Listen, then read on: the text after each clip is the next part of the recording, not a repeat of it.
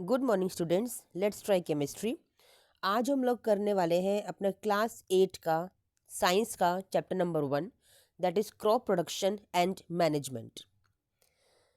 इसमें हम लोग पढ़ेंगे क्रॉप कैसे प्रोड्यूस की जाती है, कौन सी प्रैक्टिसेस हैं जिनसे हम क्रॉप को प्रोड्यूस कर सकते हैं, और फिर उनका मैनेजमेंट हम लोग कैसे करेंगे। हमारे पास कुछ एग्रीकल्चरल प्रैक्टिसेस होती हैं। क्या मतलब है कि एग्रीकल्चर क्या होता है? आपकी फसलों को उगाने का एक जो मेथड होता है, उस फिनोमिनन को, उस प्रोसेस को एग्रीकल्चर बोलते हैं। तो उस एग्रीकल्चर को उगाने के लिए, उस एग्रीकल्चर को करने के लिए कुछ प्रैक्टिसेस यानी कुछ मेथड्स होते हैं जो हमें फॉलो करने होते हैं। जैसे कि आपके ये 7 मेथड्स।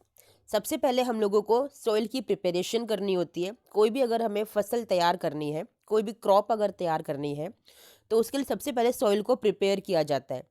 उसके बाद सोइंग यानी कि बीज को बोया जाता है। फिर हम मैन्यूअर को और फर्टिलाइजर्स को ऐड करते हैं अपनी सॉइल को फर्टाइल यानी कि उपजाऊ बनाने के लिए। फिर हम इरिगेशन यानी कि सिंचाई करते हैं, जिससे हमारी जो सॉइल है उसको, जो फसलें हैं उसको पानी अच्छे से मिल सके। फिर हम अपने फसल को वीड्स यानी कि जो अनवांटेड प्लांट्स होते हैं, जो साथ में ग्रो हो जाते हैं, जो हमें नहीं चाहिए अपनी फसल के साथ, उनसे अपनी फसल को कैसे प्रोटेक्ट करेंगे। फिर हार्वेस्टिंग यानी कि फसल को काटना है हम लोगों को, तो कटाई के लिए क्या मेथड्स होते हैं, क्या क्या करते हैं, कैसे करते हैं। फिर उस कटी हुई फसल को स्टोर कैसे करेंगे। ठीक है। इससे पहले हमें पता होना चाहिए कि 2 तरह की क्रॉप्स होती हैं जहाँ से एग्जाम में क्वेश्चन आता है, kharif crops and rabi crops. Kharif crops जो होती हैं वो रेनी सीजन में ग्रो की जाती हैं, यानी रेनी सीजन में बोई जाती हैं। सोन मतलब बोना। रेनी सीजन में बारिश के दिनों में उनको बोया जाता है, उन्हें खरीफ क्रॉप्स कहा जाता है। हमारे इंडिया में जो रेनी सीजन है वो जून से लेकर सितंबर में होता है, तो इसी दौरान इन फसलों को बोया बोया जाता है। कौन सी फसलें होती हैं? पैडी, पैडी यानी कि चावल, मेज, सोयाबीन, ग्राउंडनट और कॉटन, ये सब बोए जाते हैं। रबी क्रॉप्स कौन सी होती हैं? जो ग्रो की जाती है विंटर सीजन में, यानी कि अक्टूबर से लेकर मार्च तक। ठीक है। कौन कौन सी फसलें होती हैं? Wheat, gram, P, mustard and linseed, ये कुछ फसलें हैं। आपको पता होना चाहिए खरीफ क्रॉप्स कब ग्रो की जाती हैं और कौन से एग्जाम्पल्स हैं। रबी क्रॉप्स कब ग्रो की जाती हैं और कौन से एग्जाम्पल्स हैं, क्योंकि यहाँ से क्वेश्चन आपका बनता ही बनता है एग्जाम के अंदर। समझ में आ गया? अब हम चलते हैं एग्रीकल्चरल प्रैक्टिसेस की तरफ, जिसमें सबसे पहला मेथड है प्रिपरेशन ऑफ सॉइल। आपने देखा होगा बेटा, जो किसान होते हैं, फसल को, जो हमारी फसल होती है उसकी जो मिट्टी होती है, फसल को उगाने से पहले, बीज को बोने से पहले मिट्टी को आपने उनको मिट्टी को उलट पुलट करते हुए देखा होगा। उसको बोलते हैं प्लफिंग या टिलिंग, है ना। The process of loosening and turning of soil. Loosening means ढीला करना, टर्निंग मीन्स उसको टर्न यानी कि उलट पलट करना। ठीक है। इस प्रोसेस को बोलते हैं टिलिंग या फिर प्लफिंग। तो सबसे पहले जो खेती करने से पहले जो आपकी सॉइल यानी कि मिट्टी होती है, ठीक है, उसको हम लूज करते हैं। लूज करने का रीज़न क्या होता है? जिससे कि जो हवा है वो अच्छे से आर पार हो सके और जो न्यूट्रिशन है प्रॉपरली हर पौधे को, हर बीज को मिल सके। ठीक है। कभी कभी मिट्टी में क्रम्प्स पड़ जाते हैं। क्रम्प्स क्या होते हैं? क्लम्प ऑफ सॉइल, यानी कि मिट्टी के लट्ठे, यानी कि मिट्टी के गांठें बन जाती हैं मोटी मोटी। तो उसमें बीज को निकलने में प्रॉब्लम होती है, बीज को उगने में प्रॉब्लम होती है। तो इसलिए उनको ढीला करके छोड़ा जाता है। थोड़ा सा पानी डाल दो तो मिट्टी ढीली हो जाती है अगर ज़्यादा ड्राई हो, है ना। तो उससे फिर लूजनिंग सॉइल की उलट पलट करते हैं ताकि वो लूज हो जाए। उसको टिलिंग और प्लफिंग बोलते हैं।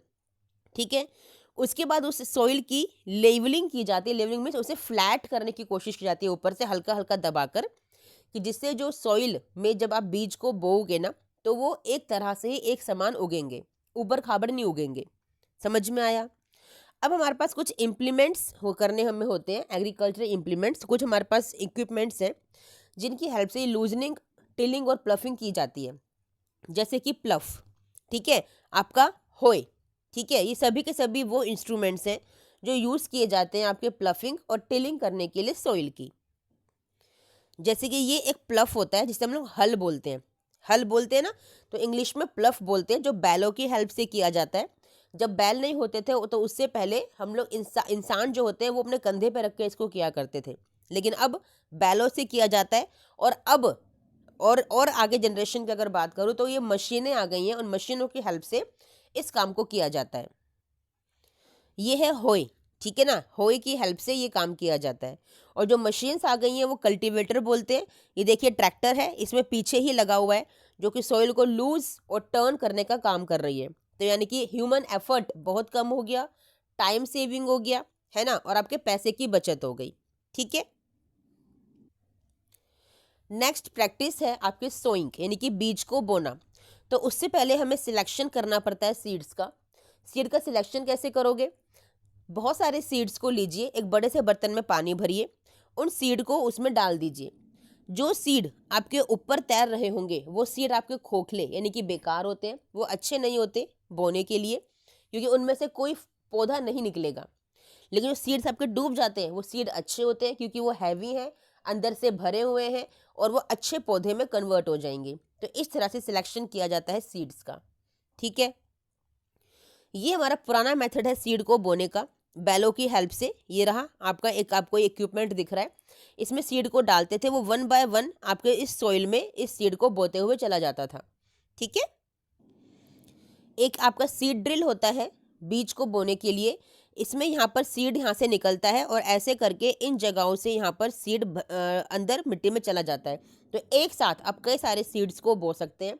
और सबसे पहले की अगर मैं बात बताऊं आपको, बैलों से पहले हाथों से सीड को, हाथों से बीजों को बोया जाता था जगह जगह पे। कोई इंटरवल जैसे यहाँ पर बनाया गया, कोई खेत है तो हाथों से इतने रेगुलर इंटरवल्स पे सीड को बोया जाता था।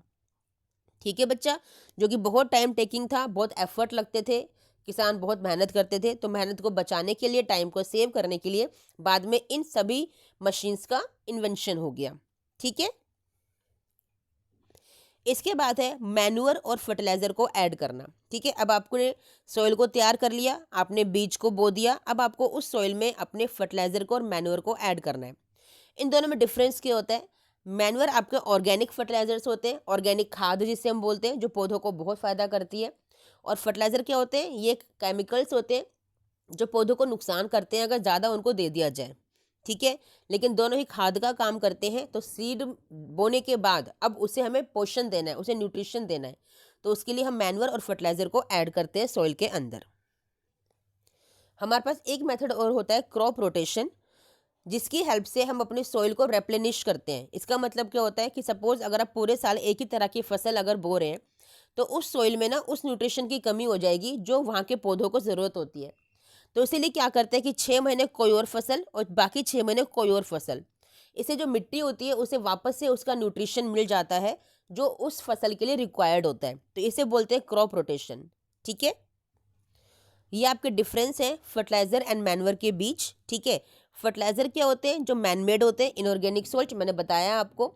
और मैन्योर्स आपके नेचुरल ऑर्गेनिक प्लांट रेसिड्यू से बनाया जाता है, जैसे डिकम्पोजिशन ऑफ कैटल डंक। ठीक है, जो गोबर की खाद होती है। फर्टिलाइजर्स को फैक्ट्रीज में बनाया जाता है, जबकि ये आपके ओपन फील्ड में बनते हैं अपने आप से नेचुरल प्रोसेस के थ्रू। फर्टिलाइजर कोई भी ह्यूमस सॉइल को नहीं देते, कोई भी खाद प्रोवाइड नहीं करते, जबकि मैन्योर देते हैं। फर्टिलाइजर्स आपके नाइट्रोजन, फॉस्फोरस, पोटेशियम यानी कि NPK से मिलकर बनते हैं, इसमें रिच होते हैं, जबकि मैन्योर में कम न्यूट्रिएंट्स होते हैं। ठीक है, क्योंकि वो आपके ऑर्गेनिक खाद होती है, तो लेकिन वो फ़ायदा बहुत करती है आपके प्लांट्स को। अब देखो मैन्योर के फ़ायदे क्या होते हैं। ये वाटर होल्डिंग कैपेसिटी को इंक्रीज करते हैं सॉइल की, यानी कि सॉइल में पानी भरा रहे, कभी खाली ना हो, ड्राई ना हो, उस होल्डिंग कैपेसिटी को मैन्योर इन्हेंस करते हैं। ये आपके सॉइल को पोरस यानी कि छेद वाली बनाते हैं, जिससे कि सॉइल में हवा का आवागमन चलता रहता है बड़े आराम से। ये आपके माइक्रोब्स यानी कि जो इंसेक्ट्स चाहिए होते हैं, ज़रूरी होते हैं सॉइल को, पौधों के लिए, ताकि सॉइल आपकी लूज रहे, अर्थवॉर्म लाइक, है ना। तो उसको, उसके नंबर को इंक्रीज करते हैं, अट्रैक्ट करते हैं मैन्योर अपनी तरफ। ठीक है। और सॉइल के टेक्सचर को इम्प्रूव करते हैं। सॉइल का टेक्सचर मतलब यानी कि सॉइल की जो क्वालिटी है उसे इम्प्रूव करते हैं। ठीक है। इसके बाद आता है इरिगेशन, यानी कि पौधों की सिंचाई। इरिगेशन यानी कि रेगुलर इंटरवल पे, रेगुलर टाइम पे पौधों को पानी देना। ये हमारे कुछ ट्रेडिशनल मेथड्स हैं, जैसे कि मोट यानी कि कुएं से पानी निकालकर ऐसे खेतों में पानी डाला जाता था। चेन पंप, चेन की हेल्प से, ठीक है ना, ये चेन है, इसकी हेल्प से पानी ऐसे निकाल के डाला जाता था। ढेकली यानी कि कुएं से पानी निकाल के इस तरह से पत्थर की हेल्प से पौधों में, अपने फसलों में पानी डाला जाता था। ये कुछ आपके ट्रेडिशनल यानी कि पुराने मेथड्स जो पहले यूज़ करते थे लोग। अब देखो ना, इंसान की ज़रूरत है, यहाँ पे एफर्ट लगता था, मेहनत लगती थी, कई दिन लगते थे। ठीक है। एक आपका राहत, यानी कि वहाँ बैल की हेल्प से, देखो ना यहाँ पे टरबाइन है जिसमें बाल्टियाँ लगी हुई हैं, ये बैल घूमता था, ठीक है। यहाँ पे पानी भरता है, पानी डल जाता है, पानी भरता है, पानी डल जाता है, तो ऐसे करके खेतों में पानी जाया करता था। और अब जो मॉडर्न मेथड्स आपके आ गए हैं वह स्प्रिंकलर सिस्टम, यानी कि मोटर की हेल्प से, ठीक है। आपने देखा होगा गार्डन्स में, बड़े बड़े खेतों में स्प्रिंकल्स यानी कि ऐसे टंकियाँ, टैप लगा दी जाती हैं जो कि स्प्रिंकल करती हैं पानी को चारों तरफ, और हर पौधे को पानी बड़े आराम से मिल जाता है, उसकी सफाई भी हो जाती है, गंदगी भी निकल जाती है पौधों की पत्तियों की, ताकि फोटोसिंथेसिस अच्छे से हो सके, ठीक है। और पौधों को टाइम टू टाइम पानी मिल जाए बड़े अच्छे से, जितना उनको चाहिए, ठीक है। एक सिस्टम और है ड्रिप सिस्टम, जिसमें आपके ज़मीन के अंदर ऐसे छोटे छोटे पाइप लगा दिए जाते हैं, जिन पाइप से ड्रॉप ड्रॉप पानी जाता रहता है जड़ों में, पौधों की जड़ों में, और उनको पानी मिलता रहता है, जितना उनको चाहिए वो ले लेते हैं। ये भी मोटर की हेल्प से किया जाता है, तो ये भी आपके मॉडर्न मेथड्स हैं। अब देखिए वीड, यानी कि जो अनवांटेड प्लांट्स होते हैं, उनसे कैसे प्रोटेक्ट करोगे आप अपने प्लांट्स को, अपनी फसलों को, अपनी क्रॉप को। तो उसके लिए हमारे पास वीडीसाइड्स होते हैं, जो कि एक ऐसे मेथड है, कुछ केमिकल्स होते हैं वीडीसाइड में, जो आपके स्प्रेड किए जाते हैं फसल के ऊपर, जिससे जो अनवांटेड प्लांट्स होते हैं वो मर जाते हैं, आपकी फसल को कुछ नहीं होता, ठीक है। तो इस मेथड से हम वीडीसाइड्स की मेथड से वीड्स को हटाते हैं और अपने फसल को प्रोटेक्ट करते हैं फ्रॉम वीड्स। अब है हार्वेस्टिंग का टाइम, फसल तैयार हो गई, सब कुछ हो गया, इरिगेशन भी हो गया, ठीक है, वीड्स भी रिमूव कर दिए गए। हार्वेस्टिंग का मतलब क्या होता है कि अब क्रॉप आपकी रेडी है कटिंग के लिए, मैच्योर हो चुकी है, उस मैच्योर्ड क्रॉप की कटिंग को हम हार्वेस्टिंग बोलते हैं, जो पहले सिकल की हेल्प से की जाती थी, है ना। ये भी आपका ट्रेडिशनल मेथड है, हाथों से कटिंग करते थे अपनी फसलों की, तो बहुत टाइम टेकिंग प्रोसेस था ये भी। आपकी पहले थ्रेशिंग, थ्रेशिंग यानी कि शेफ, यानी कि जो धान होता है उससे अपने फसलों को अलग करना, ठीक है ना, ऐसे उनको बीट कर करके किसी पत्थर पर पीट पीट कर करते थे। विनोइंग यानी कि हवा की हेल्प से उनको सेपरेट करते थे, ठीक है। लेकिन अब जो मॉडर्न मेथड है वो कंबाइन है। कंबाइन एक मशीन होती है जो आपके इस इक्विपमेंट की हेल्प से आपकी हार्वेस्टिंग करती है फसलों की, ठीक है। Now the last step is storage. Harvesting भी हो गई, ठीक है, अब आपको अपनी फसल को स्टोर करना है। तो स्टोर करने के लिए बेटा हमारे पास बहुत बड़े बड़े ग्रेनरीज एंड सिलोज होते हैं, जहाँ पे हम केमिकल्स की हेल्प से या नीम के पत्तों की जो नेचुरल मेथड है उसकी हेल्प से अपने फसलों को स्टोर करते हैं फॉर लॉन्ग टाइम, ठीक है। क्योंकि एक साथ एक फसल तो, सारी फसल तो यूज़ नहीं हो जाएगी ना, टाइम लगेगा उसको यूज़ होने में, बिकने में, ख़त्म होने में, तो उसके लिए स्टोर करना पड़ेगा। तो स्टोरेज के लिए हमारे पास ये कुछ मेथड्स होते हैं, ठीक है, समझ में आ गया। लास्ट टॉपिक है आपका फूड फ्रॉम एनिमल्स। हमने प्लांट्स से फूड लिया, ये सारी क्रॉप हमने क्यों ग्रो की है, क्यों इतना कुछ मेहनत किया, ताकि हमें फूड मिल सके। अब एनिमल्स से फूड लेते हैं, उस मेथड को हम लोग बोलते हैं एनिमल हस्बेंड्री, ठीक है। एनिमल हस्बेंड्री का मतलब क्या होता है कि किसी भी एनिमल को पालना लार्ज स्केल पे, बहुत बड़े ग्रैंड स्केल पे, बहुत बड़े अमाउंट में, क्वांटिटी में, अपने फ़ायदे के लिए। जैसे फिशेस को, है ना, आपके किसके लिए, उनको खाने के लिए, है ना। Poultry farming, cattle farming, honey bee keeping की जाती है। तो ये सारे मेथड्स होते हैं एनिमल्स को ग्रैंड स्केल पे पालने के लिए, उनकी रेयरिंग करने के लिए, केयर करने के लिए, उन्हें फूड शेल्टर प्रोवाइड करना, इसको एनिमल हस्बेंड्री कहा जाता है। समझ में आ गया। तो ये चैप्टर हमारे यहाँ पे ख़त्म होता है बच्चा, ठीक है। हम लोगों ने सीखा पूरा का पूरा अपने क्रॉप प्रोटेक्शन, क्रॉप प्रोडक्शन, उसका मैनेजमेंट, उसका सब कुछ, हार्वेस्टिंग, एवरीथिंग हम लोगों ने इस चैप्टर के अंदर सीखा, ठीक है बच्चा। चलिए तो मिलते हैं नेक्स्ट वीडियो में, टिल देन थैंक यू बेटा, बाय।